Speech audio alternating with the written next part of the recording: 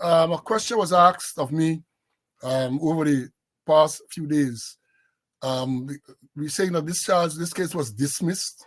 And the question was asked in relation to the matter we spoke about not so long ago, where the woman in Borbis was charged for murder in relation to the death of her husband, where it is alleged that she fed him poison and he died.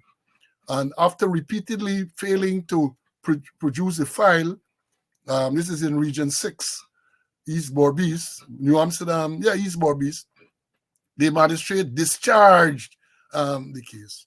And somebody was asking me, what is the difference between the case being discharged and a case being dismissed? Let me explain very simply, quickly. Now, as you would recall too, we said the magistrate did say in the Borbis case, the matter is discharged and the police can reinstitute the charge whenever they want to. The matter was discharged. In other words, there was no trial. The file failed to be presented. They couldn't start the prosecution, so the matter is discharged. And once the matter is discharged, you can rearrest that suspected person and you can reinstitute the charge. It happens fairly frequently. Many times you have a case going on, even more the case, big high-profile cases. And what happens? For some reason, the magistrate is going to discharge the case. And from the time the person steps out of the court, the police will rearrest and reinstitute the charge. So that is discharge. Now, dismiss is totally different.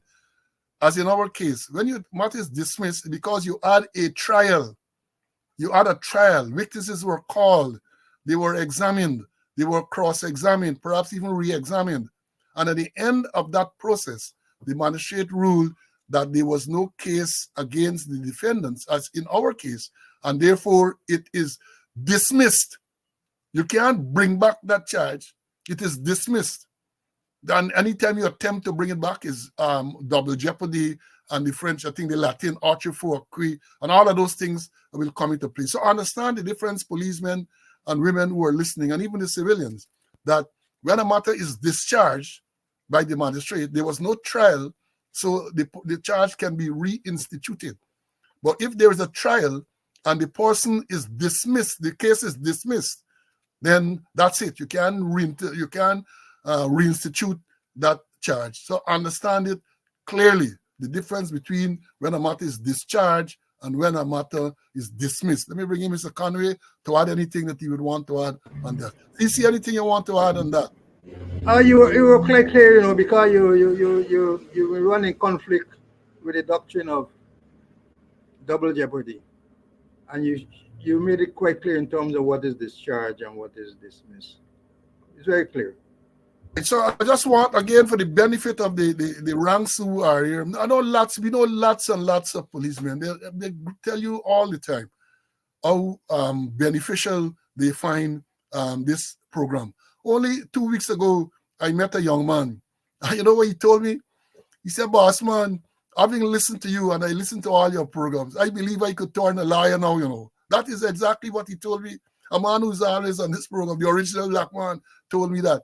He said, having listened to you and Mr. Conway explain in detail certain aspects of policing and certain basic elements of the law, he said, I believe that I could go and be a liar now. But my friend, not so quick. Even us, with the knowledge that we have, can't jump and say that we are liars. We know we have a lot of knowledge and experience, perhaps even more than some of those who have been called to the bar and are practicing law. But there's a whole process before you can practice law. But it's important that we share this information with police, men and women in particular, and the civilians too, because when you hear these things, you know what your rights are. So we explain to you what is the difference between when a matter is discharged and when the matter is dismissed. And somebody's patch is asking whether the person was arrested. No, you don't necessarily have to rearrest the person immediately, You don't have to rearrest the person immediately. In many cases, as soon as the person walks out of the court, you got to allow them to leave the court, then they're arrested outside the court compound. In some cases, maybe they don't. In this case, what we're referring to, where the wife is alleged to have poisoned the husband. Remember, the magistrate, they were asking for postmortem report. They were asking for toxicology report. You don't know if those reports are there So maybe even before you decide that you are going to rearrest and reinstitute the charge, you have to make sure that you have additional evidence.